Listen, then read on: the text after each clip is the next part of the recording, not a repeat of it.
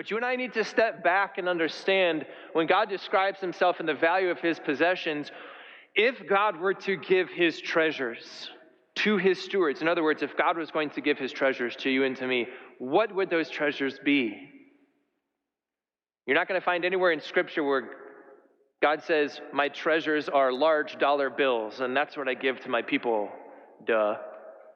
Right? That's not what this story is meant to illustrate. No, the treasures of God are the treasures that last into eternity. And what are the things that last into eternity? Except the very things, the very immaterial things in your soul and in my soul that we are never having to give away, that we get to take with us after this world. The things that perdure forever. And think about all of the things in the world that the world is poor in, or that the world does not glorify. The world does not glorify something, or if it is poor in these things, it's probably a treasure of God. And if the world is rich in something, it's probably not a treasure of God. When we hear again this story, trying to translate it into our lives, we have to imagine, what are the treasures that God gives to you? What are the things that the world holds in low esteem? What are the rare things that humanity needs most? The world doesn't need more money, does it? The treasures that God gives to you, what he clothes you with in your soul and in mine, are treasures like mildness, mercy,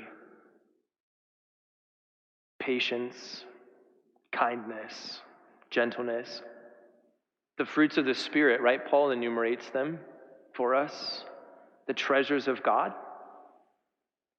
Are you ever going to get an award from the world because you possess these things? Probably not. But are they high on God's list? Yeah.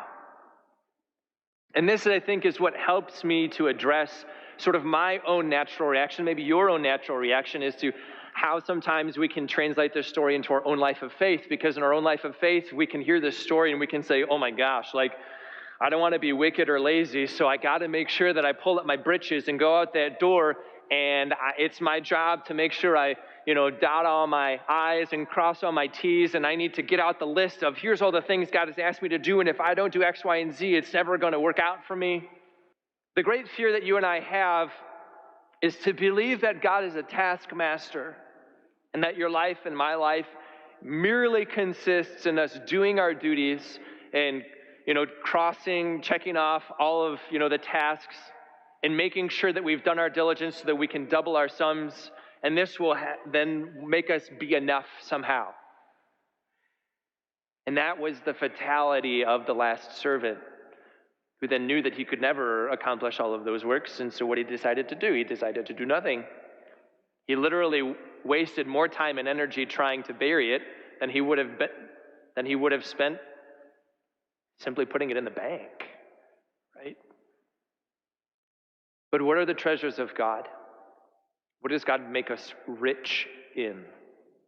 And if God shares with you and with me his true treasures, if he truly clothes you and I in his currency, not the currency of the world, but rather if he clothes you and I with humility and gentleness and kindness and forbearance and forgiveness and generosity, if this is the currency of God, is that not a very mild yoke to bear?